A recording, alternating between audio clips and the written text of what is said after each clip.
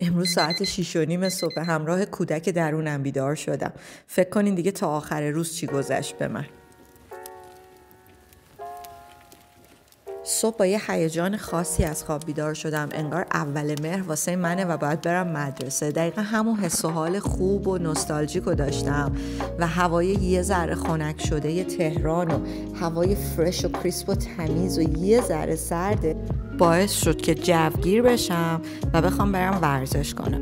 خلاصه یه شلوارک و تاپ ورزشی جدید از برند الو شعبه توی میدون ونکشون خریدم. اونا رو تنم کردم، یه ذرم شبیه بچه مدرسه ایا شدم و یه اوبر گرفتم، رفتم سمت باشگاه تندرستی تهران توی خیابون سئول. اونجا هدفونمو گذاشتم با این آهنگ جدید 25 بندم که اومده. هدفونمو گذاشتم و قفلی زدم رو اون آهنگو شروع کردم 40 دقیقه به دویدن.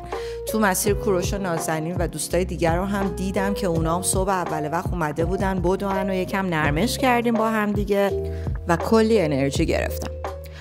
بعدش اومدم یه اسنپ گرفتم که سریع برسم خونه. رسیدم خونه و یه دوش گرفتم و چون میدونستم امروز یه قرار کاری خیلی هیجان انگیز و خوب دارم، اون کت دامن سرمه‌ای دانا کرنمو پوشیدم با تاپ صورتی و یه جفت کفش پاشنه بلند صورتی و خلاصه نشستم تو ماشین برم سر کار.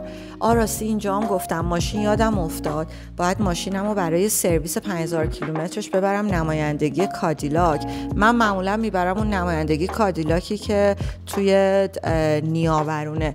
اگر شما پیشنهادی به هم دارید نمایندگی دیگه‌ای میشناسید که به مرکز شهر نزدیکتر باشه، به دور و بر پارک وی نزدیکتر باشه و از کارشونم راضی هستید و سری ماشینو میدن، برام کامنت کنید این زیر بذارید.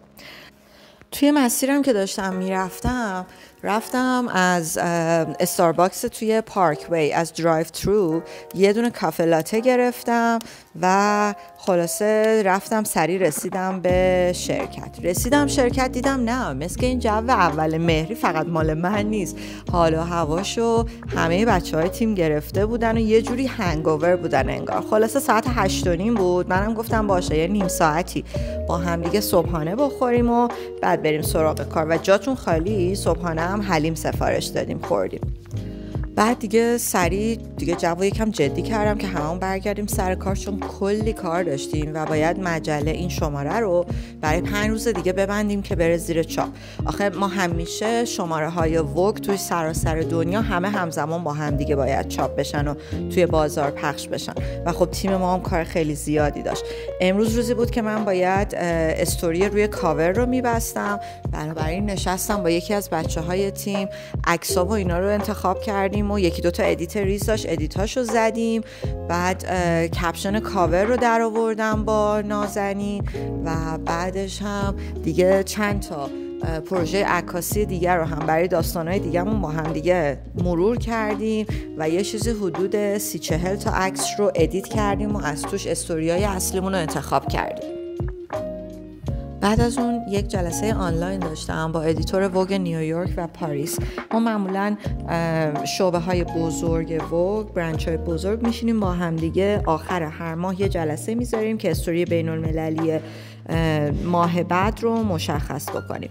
برای ماه بعد خبر خوبم اینه که قراره از تهران استوری بین المللی داشته باشه ووگ و برای اون هم ما هنرهای تجسمی تهران رو انتخاب کردیم که حالا چند تا سوژه مختلف و مد نظر دارم و کم کم توی این روزهای آینده متوجه میشید که چه سوژه‌ای رو قراره که توی کل جهان در ووگ شماره بعدی چاپ بکنیم، که اینجا در واقع نقش تیم من خیلی خیلی مهم میشه و اون هم کاستماایز کردن استوری ها برای اون کشورهای مقصد هستش که بتونیم یه همخونی و یه اطلاع رسانی درستی از فرهنگ و هنر ایرانیمون توی بقیه شماره های ووگ در سراسر دنیا انجام بدیم. خلاصه جلسه آنلاینمو سریع تموم کردم چون بعد میرفتم برای اون جلسه مهمی که بهتون گفتم واسش خیلی چیتان پیتان کرده بودم و لباس خوشگلمو پوشیدم. واسه ناهار توی هتل هیلتون پارک وی یه جلسه گذاشته بودم با یک خانوم 28 ساله معمار. حالا بگین این خانم چی کار میکنه؟ این خانم تقریبا تازه فارغ التحصیل شده و فوق‌العاده ذهن بازی داره و جسورانه خلاقیت از خودش نشون میده. معماری هایی که انجام داده نمونه کارش توی اصفهان و شیراز خیلی زیاده و همچنین از نمونه کارهای اروپا هم خیلی الهام میگیره. بنابراین با هم قرار گذاشتیم که یکی از سوژه هایی که روش تحقیق بیشتری بکنیم و با هم دیگه در طول ماه آینده بریم اصفهان و شیراز نمونه کاراشو ببینیم و یه سفر هم با هم دیگه بریم پاریس، هماهنگی‌های معماری ایران و پاریس رو با هم دیگه داشته باشیم و یه داکیومنتری خیلی غنی و خوب ازش بسازیم تا توی شماره بعدی وگ به عنوان استوری بین‌المللیمون منتشر کنیم. البته این یکی از کاندیداها هست، من 2 تا ایده هنر دیگه هم دارم که بعداً باهاتون در میون میذارمش. جلسه‌مون خیلی خوب پیش رفت و من به نظرم این دختر خیلی خیلی خلاقه و کاندید خیلی خوبی برای این استوری میتونه باشه. بعد از ناهار با توجه به اینکه خب هوا خیلی خوب و تمیز و فرش بود، پیاده برگشتم به سمت شرکت و دیگه عصری تمام کار بود تا ساعت 4 که دیگه بستیم و کرکرها رو کشیدیم پایین و هممون زدیم بیرون از دفتر.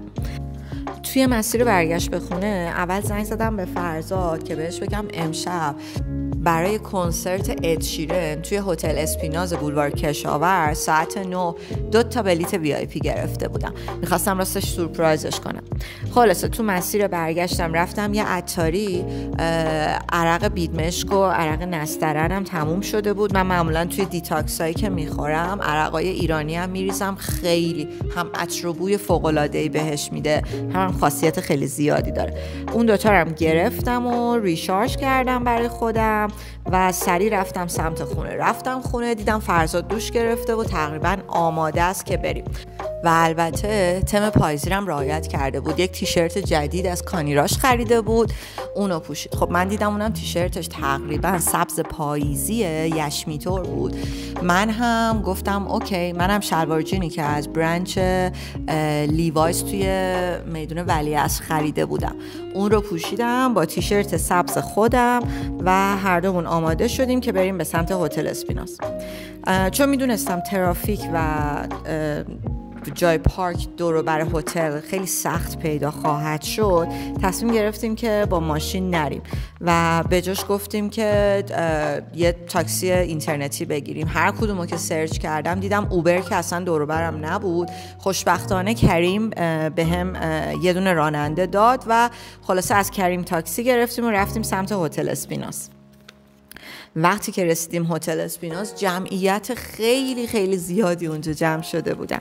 ما هم رفتیم تو و کنسرت عالی بود، جای همتون خالی. جدیدترین آهنگاشو خوند، آهنگ عزیزمو به افتخار ایرانیا 2 بار خوند و خلاصه همه خیلی عشق و حال کردن. ما هم جاتون خالی 2 تا آبجو شمس گرفته بودیم دستمون و همینطوری با هم دیگه میرقصیدیم. یه ذره هم تیپسی شده بودیم دیگه. خب کنسرت بود و آخر شب و اشکالی نداشت دیگه.